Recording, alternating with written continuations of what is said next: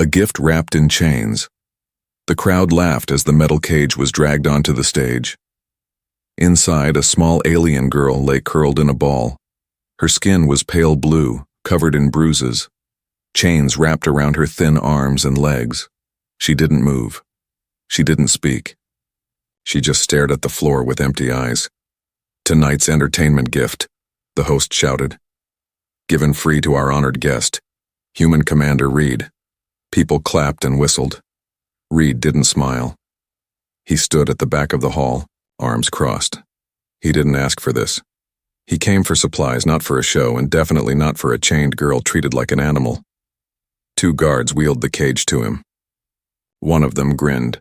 "She's broken, sir, can't speak, doesn't fight, just good for laughs." Reed looked into the cage. The girl lifted her eyes slowly.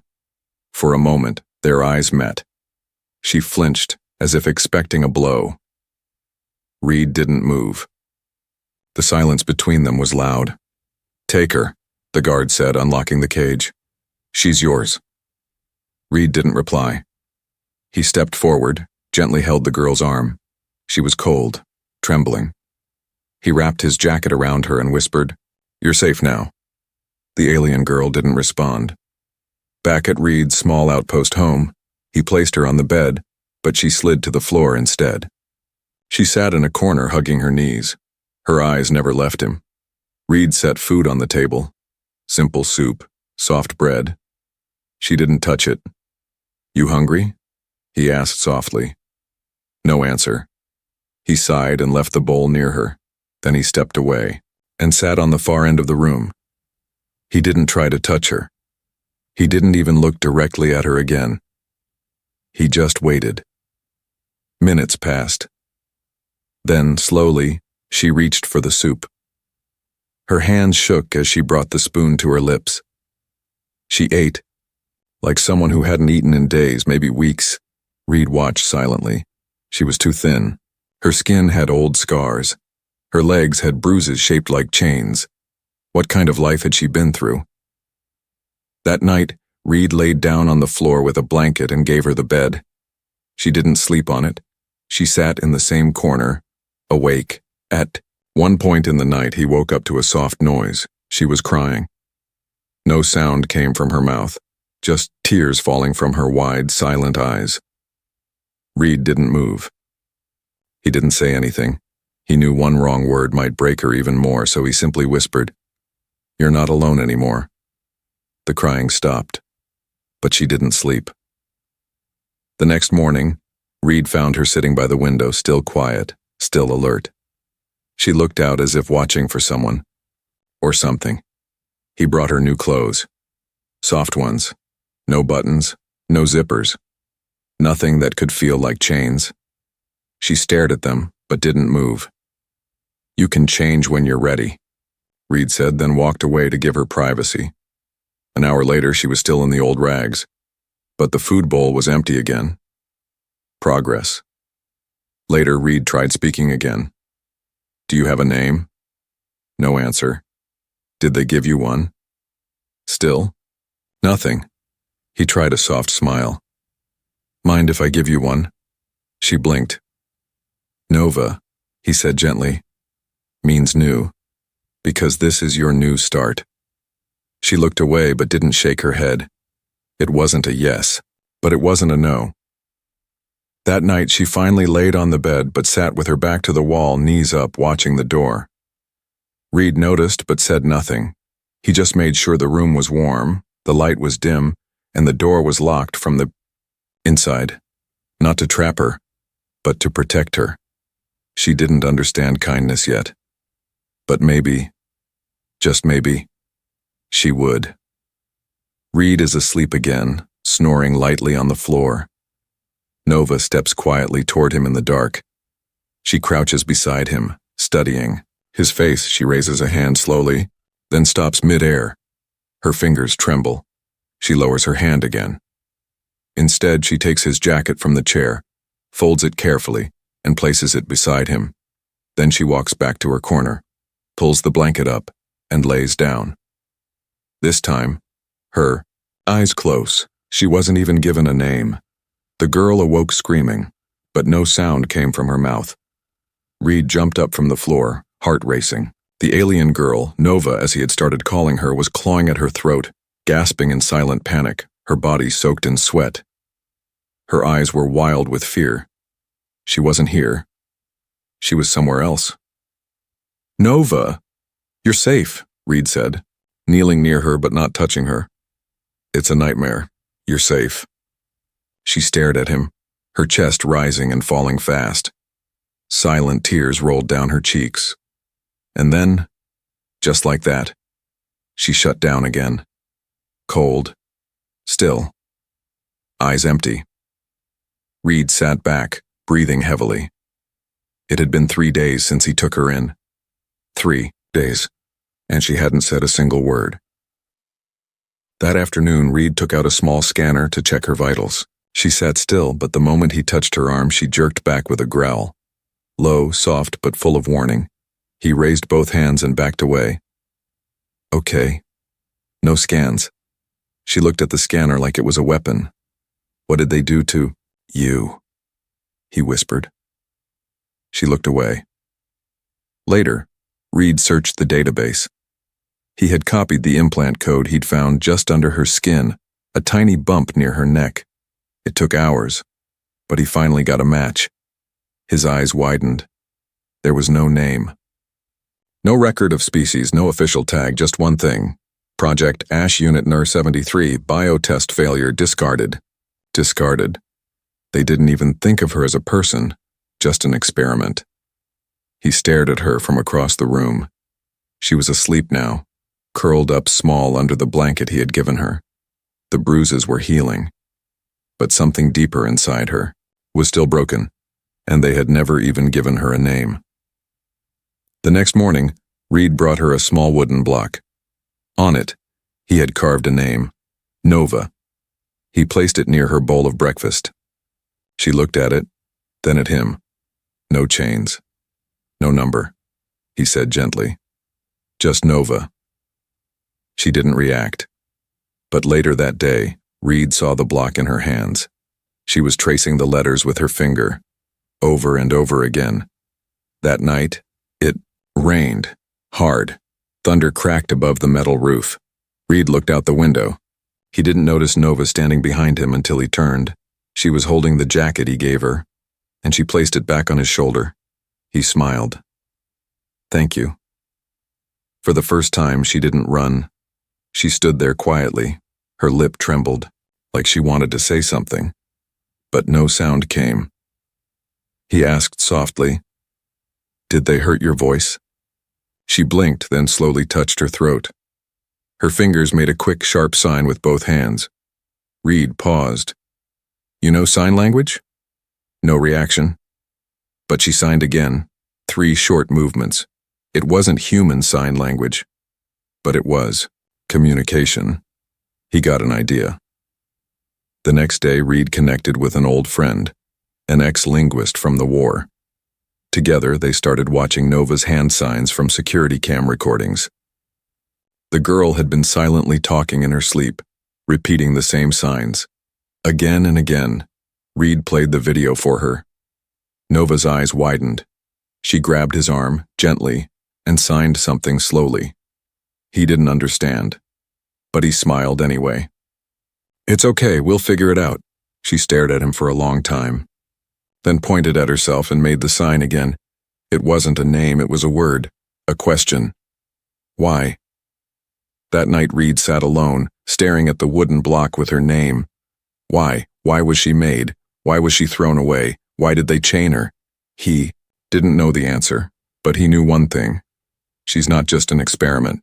She was a girl, scared, alone. And for the first time in her life, someone had called her by a name. Nova. The wounds that never healed. Nova collapsed in the hallway. Reed dropped the tool he was holding and rushed to her. Her knees had buckled. Her body shook. She was burning with fever. He gently lifted her up. Her skin felt like fire. She didn't fight him this time. She just lay limp in his arms, like a broken doll. Back in the small medical room Reed had set up, he placed her carefully on the table. Her breath was shallow, her face pale.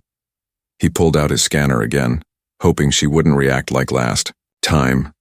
But this time, she didn't move. No protest, no fear, just silence.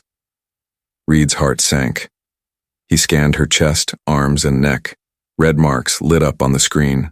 Old fractures, infections, internal bruising. And something else, a strange metal shard near her spine. "What the hell did they do to you?" he whispered. He contacted the local human clinic. A nurse answered. "I have a patient. Alien, badly injured. She needs antibiotics, maybe surgery." "What species?" "I don't know. No record, no ID?" "No, just help me." There was a long pause. "Sorry. We don't treat unregistered aliens, especially not ones like her. You should turn her in." Reed hung up without replying. Turn her in? To the same. Monsters who broke her? Never. He went back to Nova, who was now sweating, twisting in pain. He opened the med kit and began cleaning her wounds. He worked carefully, slowly, using every bit of training he had from his soldier days. At one point, Nova's eyes fluttered, open. She saw the bandages, the tools, his hands. Suddenly she screamed, not out loud but through her whole body. She jerked back, eyes wide with terror. She tried to crawl away, knocking over the tray. "Nova, it's me," Reed said, holding his hands up. "I'm not going to hurt you."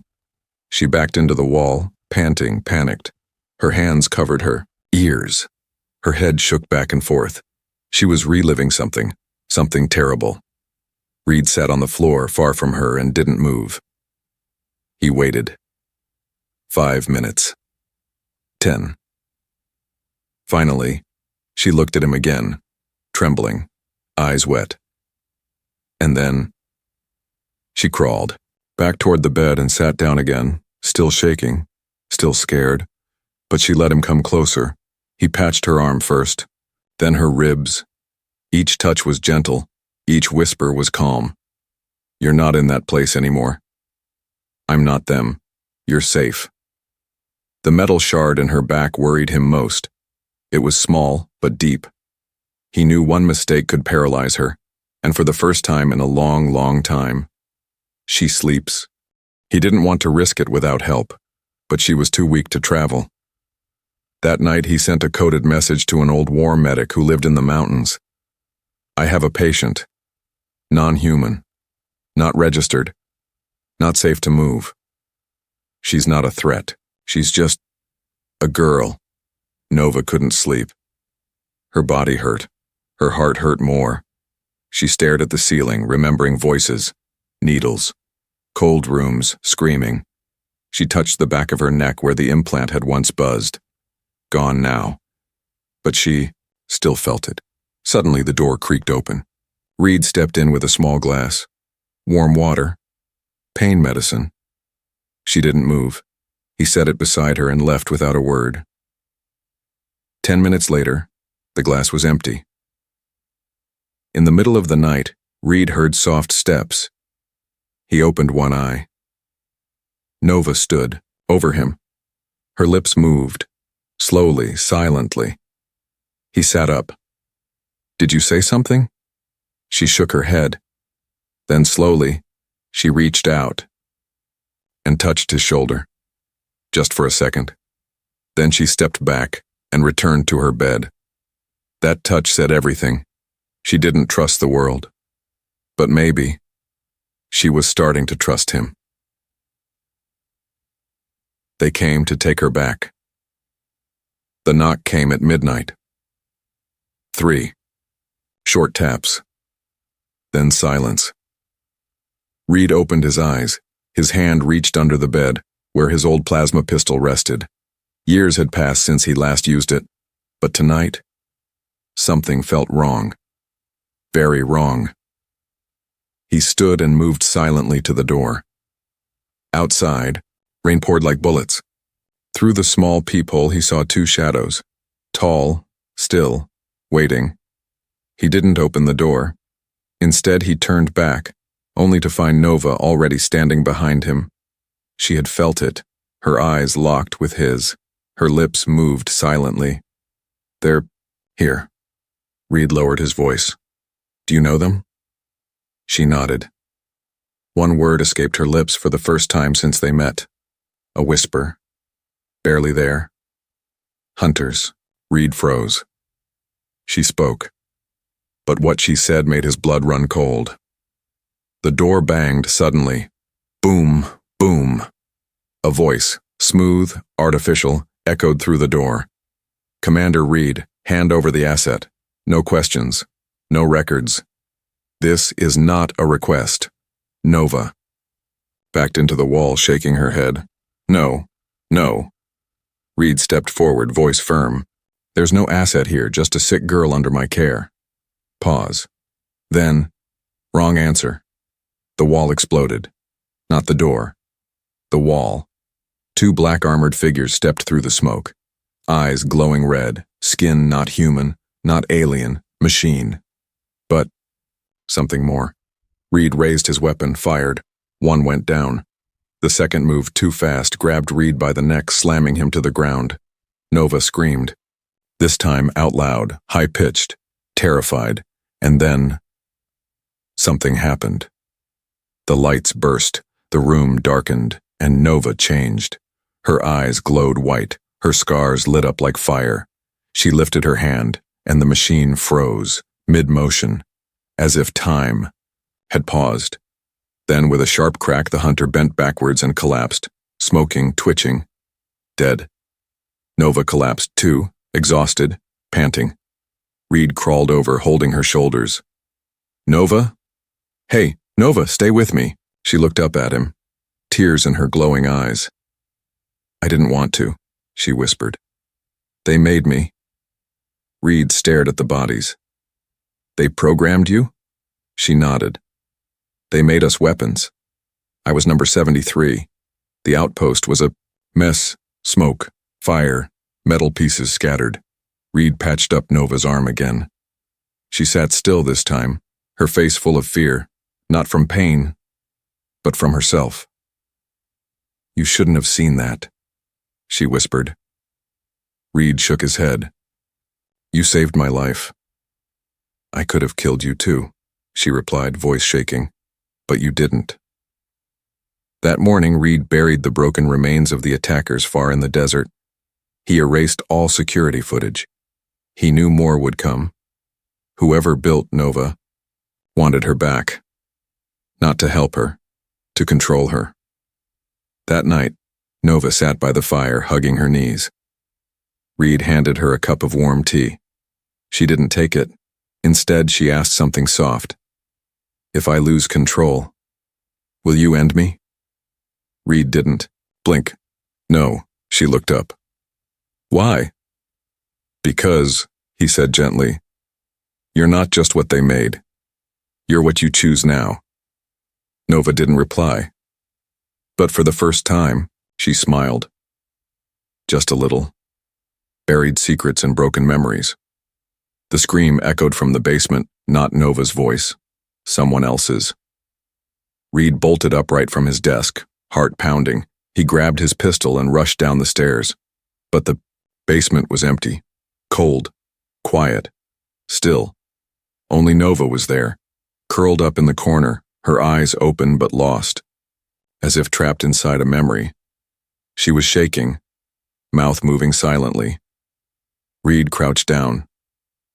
"Nova," he whispered. She didn't hear him. He slowly reached into his jacket, pulled out the small memory scanner he had borrowed from the ex-medic. A dangerous device banned in most sectors, but useful for trauma recovery. He gently clipped it behind her ear. The screen flickered, and then her memories began to play. Flashes of light, cold steel rooms, voices shouting in alien tongues. A line of children, scared, silent, and blue-skinned like her, each one tagged with a number. She was Unit 73. A scientist in white tapped her skull with a metal rod. She won't fight. Not aggressive enough. Burn the empathy out of her. Reed's hands trembled. He watched her scream silently as machines tore into her mind. They were not healing her. They were changing her. He couldn't take more. He yanked the scanner off and held her close. Nova gasped for air like she'd been drowning. "They made me forget," she whispered. "I wasn't always this." Reed looked at her carefully. "You remember something else?" She nodded slowly. "A woman. She had 4 arms and a gentle voice. She used to hum songs. I think she was my mother." Tears formed in her eyes. "She hid me when they came." Reed's voice was tight. "They took you from her." Nova nodded.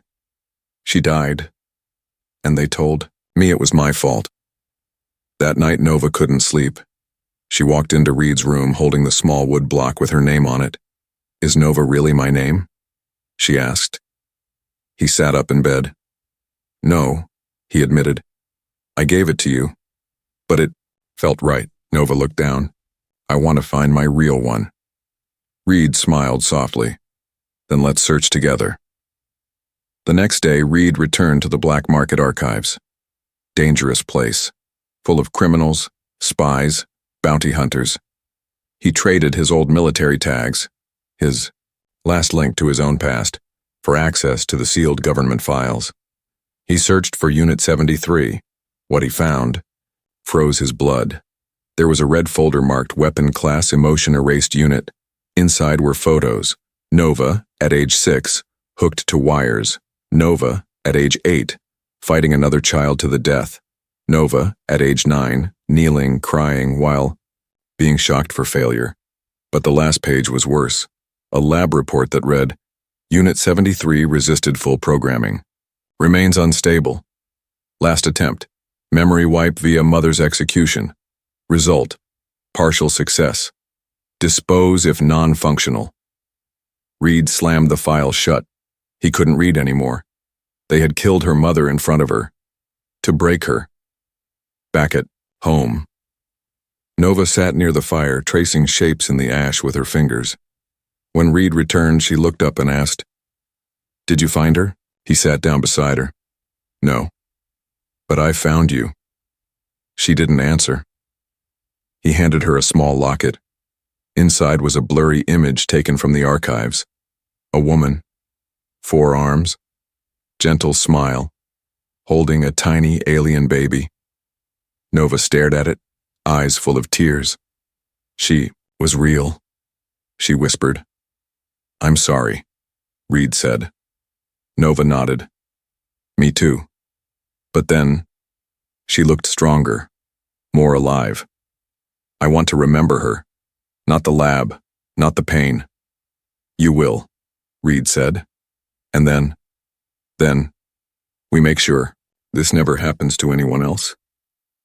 Risking everything for her freedom, Reed watched the sky darken. Storms weren't uncommon on this desert planet, but this storm wasn't natural. It was an incoming dropship, unmarked, silent, and deadly. He had seen such crafts before, during the war. They only came when someone important needed to disappear, or be retrieved without a trace. He turned to Nova, who stood quietly beside him. "They're coming for you," he said. She didn't flinch. "I know." For days, Reed had been planning an escape route, a smuggler's path, hidden in the deep canyons west of the colony. But it was dangerous. One wrong turn, and they'd be buried in the sand. He packed quickly. Rations, medical kits, forged ID chips.